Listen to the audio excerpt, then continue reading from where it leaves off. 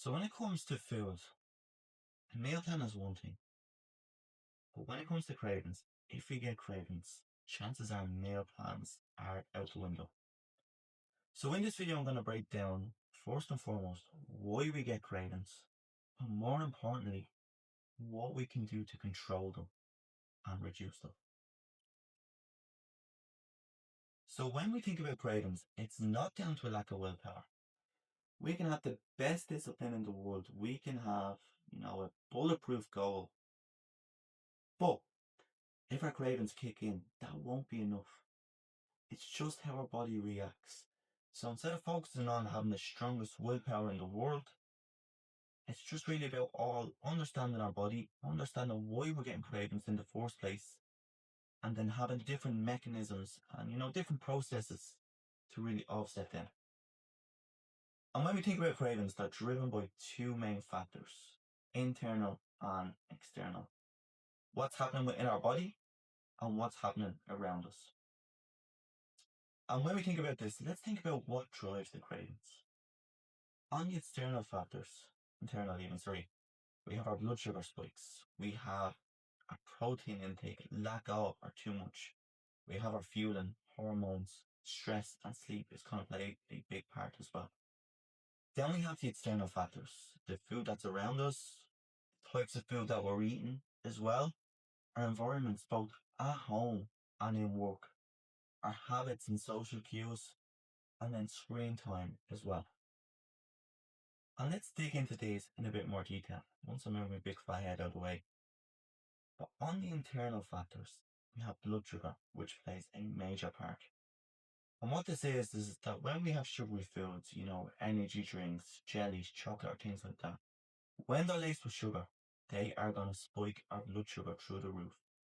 And I want you to think about this like a roller coaster. What will happen is that our blood sugar will go up so much and we'll get a real buzz of energy. Then we'll dip.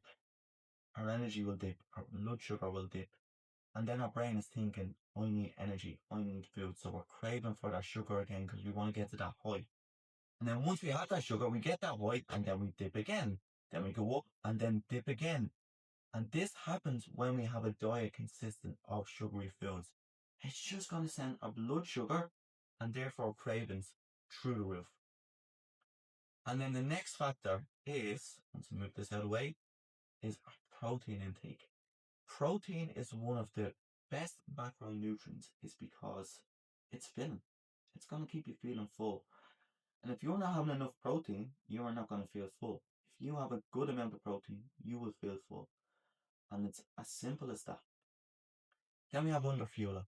If you're not eating enough during the day, you are going to get cravings. Your body is going to feel hungry and it's going to let you know it's hungry and cravings will kick in. And for example of this, you'll have people who will starve themselves over 3 or 4 days, think, okay, this is great, I'm losing weight, and then boom, it hits them like a ton of bricks. Cravings kick in, they're binging, they just cannot stop eating. And this is down to fueling even. Hormones and periods are going to play a big factor as well, obviously for females. But once it's that time of the month, it's going to send cravings through the roof. And then stress and poor sleep. If we're not getting enough sleep or we're really stressed, it's going to send our cortisol through the roof, which is going to lead to food cravings. Our appetite is not going to be as effective. Our energy is going to be low. We're feeling tired. We're reaching for caffeine. We're reaching for energy drinks. We're reaching for sugar. And it just kicks off this process here of the blood sugar. So sleep is massively important. On the external factors, food availability. If we have, tempting food around us, take Christmas for example, if we have celebrations, heroes, selection boxes around us, we are going to be tempted. And that food is just going to be calling us until we have it. Then we have hyper addictive food. If we walk past a bakery and we smell croissants or we smell, I don't know, donuts, for example, okay, take Krispy Kreme, for example. That food is going to trigger us and we're going to want that food and it's going to be addictive. Then the next one is going to be stressful environments. If we are, stressed in work or stressed at home, We are going to seek food as comfort. We are going to seek food to reduce that stress. And spoiler alert, it doesn't. It just adds more stress. Then habits and social cues. Take it for example that you're at home watching TV after a long day of work, and your normal routine is to sit down, have a snack, have a bar of chocolate. Even if you have the best food plan in the world, once you sit down and engage in that routine, your brain is thinking, right, okay, the normal thing to do is reach for a snack. You need to break that habit. Then we have screen time even, and distractions. If you are sitting on your screen all day, whether it be a laptop, whether it be TV, whether it be a phone, you are going to eat. And you're not even going to realize you're eating as well. So you have to be conscious of this. So when it comes to the actual fix, it's not increasing your willpower. It's fixing your system, both your internal system and your external system. It's fixing how your body reacts to food, and you can control this. And it's also fixing the environment around you. And you have to take ownership of this. You can't rely on other people to fix this for you, otherwise you'll be left waiting. If you really want to make change and if you really want to, reduce your cravings, you have to own this. You really, really do. Right. So here's how you do it. Eat protein at every meal. This is just going to keep you feeling full. Never eat carbs alone unless it's before training.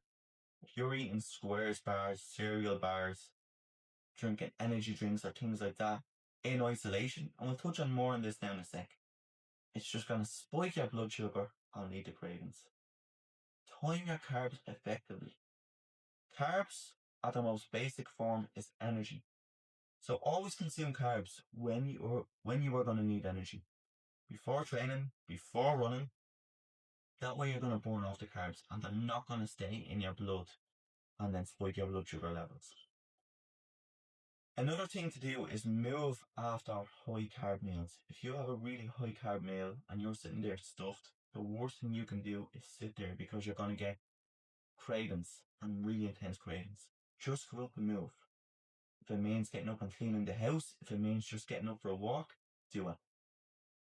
Next thing to do is get proper sleep. It's one of the most underestimated superpowers we can do. It will just make everything better. Our cravings, our quality of life, our immune system will help with muscle definition, weight loss, everything. Sleep, one of the most important things you can do. Now let's talk about the external factors. We have to get rid of tempting foods. If you have your selection boxes, your crisps, wherever it is in the house, and it's tempting you, get rid. Because no amount of willpower in the world will stop you from eating them. Just get rid of it. On the flip side, have your healthy food and snacks accessible. Have them in high demand around the house. Have your overnight oats in the fridge. Have your yogurts ready to go. Have your fruit ready to go. Because when you come in from a hard day's work and you are thinking, right, okay, I need to prepare this or I need to prepare that, chances are you're not. So just have it ready and just make life easy for yourself. The next thing to do is get your shopping in. If you come in again from a stressful day of work and you were starving, making food is the last thing you want to do. You'll find yourself reaching for Just Eat, you'll find yourself reaching for Deliveroo, and before you know, you'll have a takeaway and you're binge eating. And on this, prepare your meals in advance. If you're cooking, don't cook one meal, cook 3 or 4. Get the lunchbox out, put the meals in there. For when you're stressed and when you're busy, you'll have them ready to go and you can reach for them. And then the last thing to do is log your food and be mindful of it. Once you start logging your food, you're accountable for it and you'll realize what you're eating, how much you're eating, and you'll find quick wins in your diet that you can chop and change to help you with your weight loss, muscle building goal, or wherever it may be. Now, the last thing I want to touch on is how we structure our meals. So, when it comes to our meals, dinner, breakfast, lunch, wherever it may be, I want you to always think of this. 50% of the plate should be vegetables, 40% should be our meats, are proteins or healthy fats, and then 20% should be our carbs. The reason for this is that veg is one of the most nutrient dense, low calorie things we can have, and it's filling. So if we have half our plate with veg, one thing, half the plate is going to be filling. But psychologically, we're thinking, right, okay, there's not much room left, so we're not going to load our carbs, or other rubbish that we can put on the plate. And then when it comes to our healthy fats and protein as well, we want to have a serving of these at every meal, and having, good portion of the plate consistent of protein will allow us to do this. And then the rest we fill up with carbs. If we go the other way around where we fill up with carbs, then the protein and the veg, chances are we're going to have a really high calorie meal that's going to lead to cravings further on down the line. So the last thing I'm going to say on this is good path forward. Look, cravings are not the enemy. We need cravings because it's telling us that our body needs food. And the main thing is that we need to shift our focus away from avoiding the cravings, but understanding why we're getting cravings in the first place, and then therefore controlling them. So look, have a watch of this. Any questions, put them in the comments.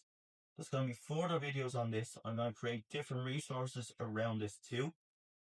And excuse the pun, but I'm going to give you loads of digestible information on this too. But my takeaway for you is to take one or two learnings from this, apply them in your daily life, and see how you get on. Thank you for this, and hopefully you found it useful.